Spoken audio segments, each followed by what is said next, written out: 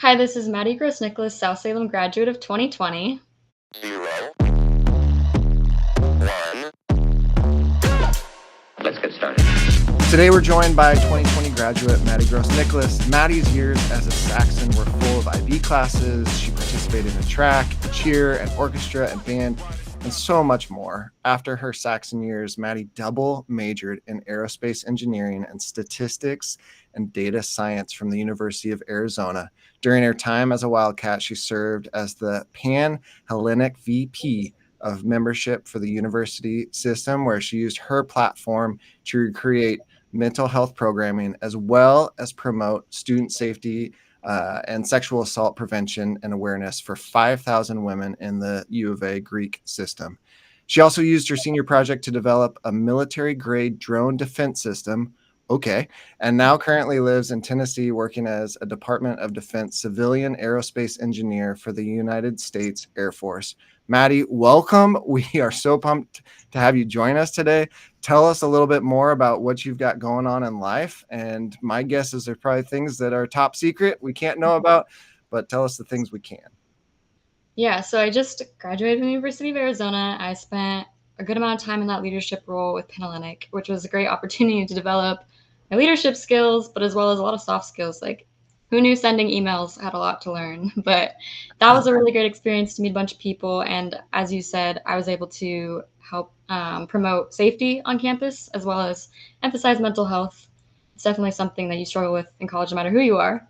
So I want to be able to bring that to the group I was working with. And then I did double major, which was a little bit tricky, but made it through. And now I'm able to use both majors in my job, a great combination of statistics and aerospace engineering for the Air Force.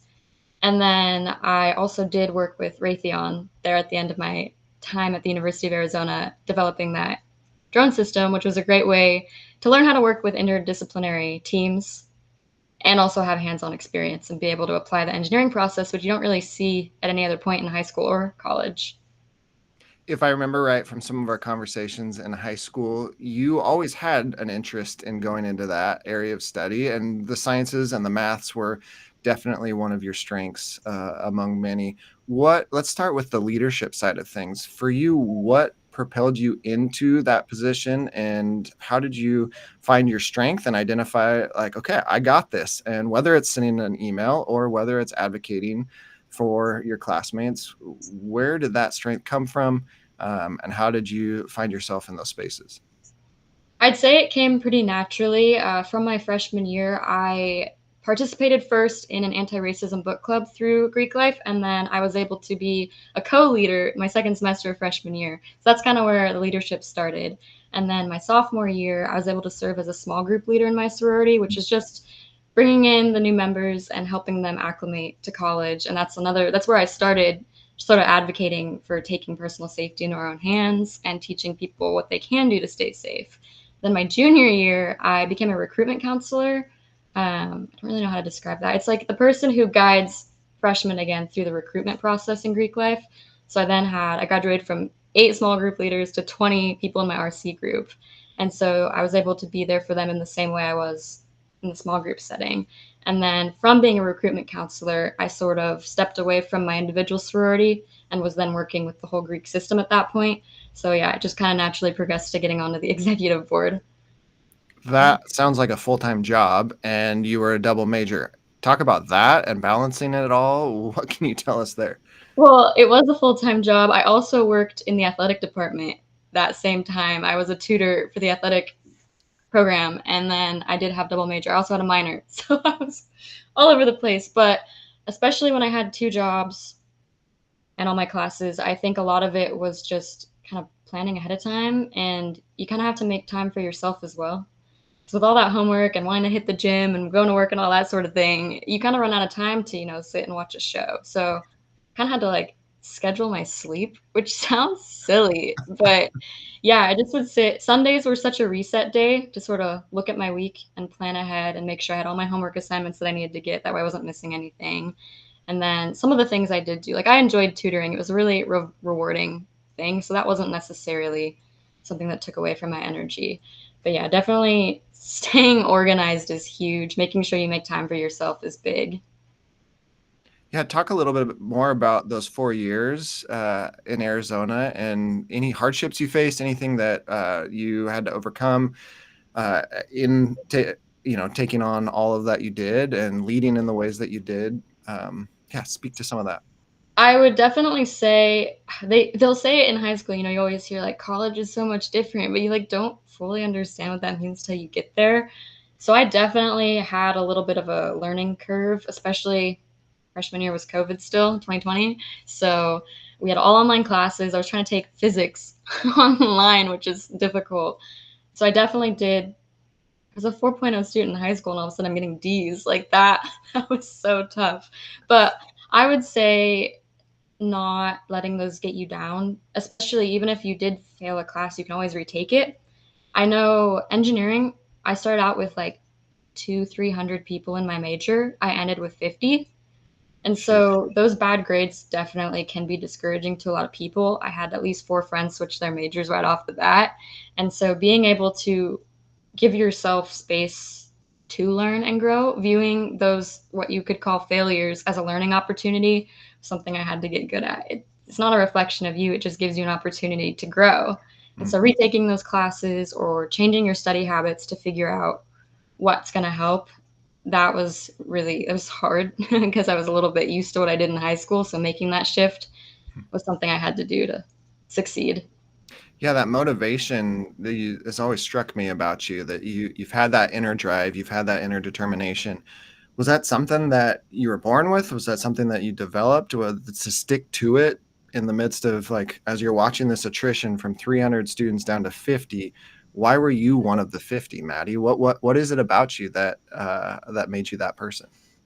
I'd say perseverance is definitely learned. My mom always said, like, not to quit things. She was really big on sticking and staying and making things pay. And I think being raised with that sort of mentality helped, but also having a support system when you're dealing with something like that is super helpful. Because I think if I was going through all that academic struggle on my own, I probably would get discouraged. But being able to call my classmates that I was close with or my mom and just hear them say, "No, you've got it. You can do it," was really helpful. And even if you don't have someone who can do that for you, just truly believing that about yourself is helpful. Like, you can do it. You got it. Anything you set your mind to, you can definitely get through it. So yeah, it's just not letting yourself indulge in like self-pity, I guess, and choosing to look at it in a way that you can make it through and you can grow. Yeah, it sounds like just a ton of internal conversations with yourself, and those just messages that you can reframe a difficult situation, or you can have those reminders that help you get through hard times. I love that. And I think that's so applicable to our students here, as we're always trying to find ways to motivate them and help them get through hard times. Let's rewind a bit to high school years, and we'll jump into those 4 questions that I provided for you. These 4 questions, always, as always, anyone who's listened to this podcast knows that they're provided by our Saxon Success Fund. And that Saxon Success Fund is an organization that's committed to providing a better future for current and former Saxons and future Saxons as well. So today, those 4 questions, again, are brought by the Saxon Success Fund. You can go get more information from saxonsuccessfund.org. Question 1, knowing who you are today and where you are today, all that you have going on in your life, what or who helped you get to this point? It's definitely my mom. Sometimes I wonder how she does it, just because I'll come to her having made the same mistake for the thousandth time, and she has to be annoyed that she's giving me the same advice, but she still gives me that advice every single time, and she's always there for me. She also raised me with a lot of the principles I'd say I still hold near to me today. One earlier, sticking and staying, make it pay, having that hard work mentality, a lot of other things. But yeah, she definitely shaped me into who I am today, and she's still there for me. So that's helpful. Well, shout out to your mom. What was it like when you got the job? You got the offer. Was she your first call? How was that conversation? Oh, well, it's definitely my parents, except they were like, Tennessee? That's on the other side of the country. So they were simultaneously like super excited about the opportunity. It's like my dream job, but they were sad it's far away. Yeah, that makes total sense. Being a parent of 2 daughters myself, yeah, I hear you. What's one piece of advice? Question number 2. One piece of advice that you would give your high school self. High school stuff? Oh yeah, not like looking too much in the future and trying to live in the moment. I still remember this conversation. It was with Mr. Britton after an English class one day.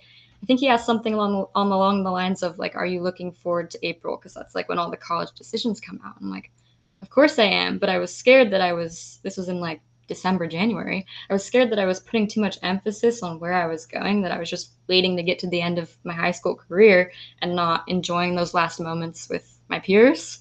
And so I think while of course you still have to do things that prepare for your future, being able to step back, live in the moment, enjoy football games, basketball, whatever you like to do with your friends, those memories that you get to cherish forever.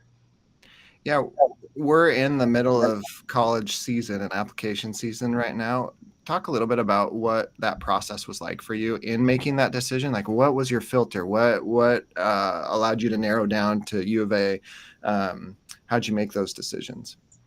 I was definitely an overachiever in high school. And so I was that kid. I was like, I am going to go to an Ivy League school. And I did end up getting into my absolute dream school. Georgia Tech has the number one undergraduate aerospace program in the nation. And then I saw the financial aid they were offering, and I was like, I'm going to be in debt if I go to my dream school. And so while I did apply to a ton of rigorous schools, I still had my safety schools. Mr. Trotter actually had told us, he was like, yeah, on my way into work today, I heard on the radio that the Arizona schools offer huge scholarships. And so I literally applied just because he'd said that as a like backup option. But after I saw some of the tuition prices on like UW and Georgia Tech and stuff like that, I remembered that it's better, in my opinion at least, to graduate with a degree in no debt than a degree in tons of debt. Because like we kind of all end up in the same place. I'm working with Yale graduates as a University of Arizona graduate, and it doesn't feel like I'm inferior or anything. We just had different college experiences, but one of us is in debt and the other isn't. So for me, financial aid is huge. Of course, program quality is going to be huge, but also kind of thought about like I saw myself in those schools, and you can't really beat the weather in Arizona, and I knew that I wanted to be there. So just being honest with yourself about what you're going to like and not like instead of chasing the clout, I guess. That's what I'd say. Yeah, I love that. That's a good message. All right, question 3. What's one thing that you've learned since graduating as a Saxon that you wish you knew in high school? It's kind of a combined answer, but choosing your battles wisely. It's super easy to get really worked up over little things, whether you're worked up over something that makes you angry or you're just worked up over something that makes you anxious. Like I got anxious over small conversations with people, and it's like it's just a conversation. And so I like to try to turn anxieties or angers for that matter into gratitudes. For example, I'm really anxious about a test.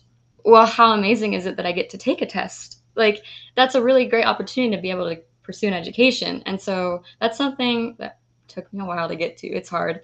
But yeah, being able to kind of shift the perspective, it doesn't invalidate your feelings, but it allows you to look at it a little bit in a way that you can overcome it better. So that was helpful. Yeah, super helpful. And I'm going to pull that clip right away and use that for our students. Perfect. Thank you. Question 4, if you could transform South Salem High or the version that you remember it being a few years back, what would you change? What would you add? Yeah.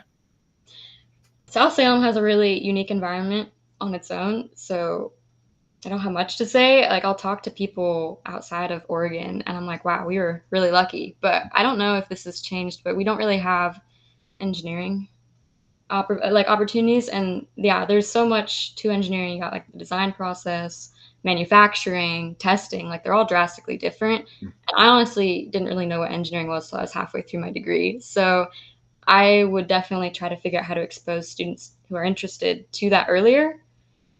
And yeah, however that could happen. Well, shout out to our drone program at CTEC. CTEC has been around since you've been a student for sure, but they added the drone program a few years back, and that seems to be where a lot of our engineering minded, or even there's an aerospace program now too that our students are pursuing. And I could see that. I could see a high school version of Maddie being a leader in that space, knowing where you're at now, rewinding a bit. So yeah, that's really cool. All right, rapid fire questions. You said you haven't had time to watch a lot of shows. Do you have a favorite show? Like, just if you need to turn your mind off of all the high level thinking that you've been doing somewhere that I'm watching Buffy the Vampire Slayer right now. throwback. Yes. Definitely a fun one. Yeah. Favorite book? The Nightingale. Yeah. What makes it your favorite? I think it's about World War II, Nazi occupied France. And so I think that those are just some things that we who haven't seen a world war don't know. So it's a really good way to kind of understand the realities of that. Favorite spot to eat when you're in Salem?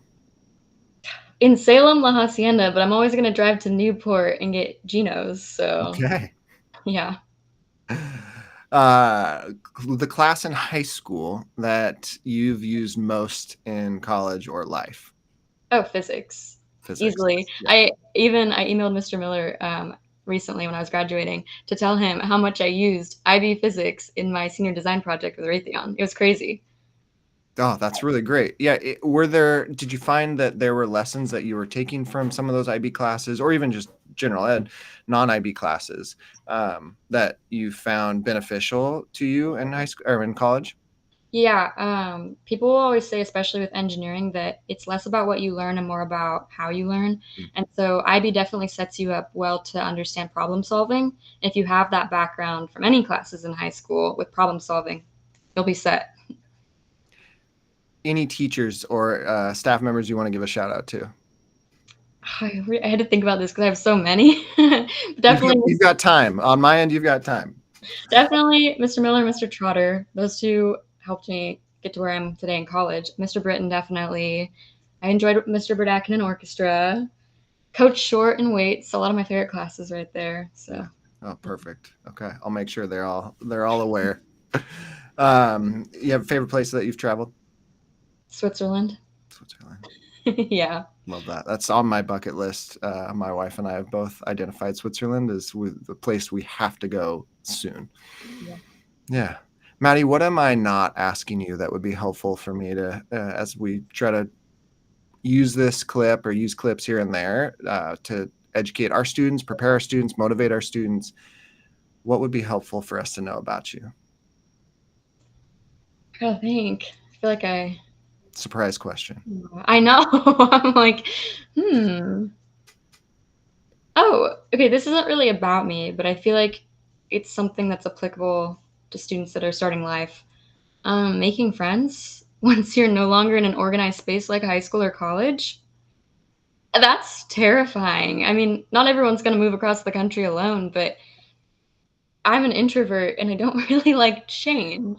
And so it was really difficult to try to figure out how to make friends when you're not going to school. But definitely, I'd say leaning on your coworkers or whatever organization you're a part of, going out and doing things in the community, whatever that may be. Great ways to meet people. I joined Ultimate Frisbee team on the Air Force Base. So, well, gosh, Maddie, that's been so great to learn more about you. And thank you for providing us with so much content that we can apply forward now in our classes and using this podcast, using clips, and our forecasting with students as they try to figure out what it is they want in life, how to get there. You are a shining example of so much of that. So thank you for your time. Thanks for joining us today. Thank you. That wraps up another amazing conversation with our Saxon alumni. Thank you so much to Maddie Grossnicklaus, and thanks so much to the Saxon Success Fund for making this conversation possible. Check out all their other conversations, episodes. You can find them streaming anywhere you want. We appreciate you all for tuning in. Have a great day and go Saxons.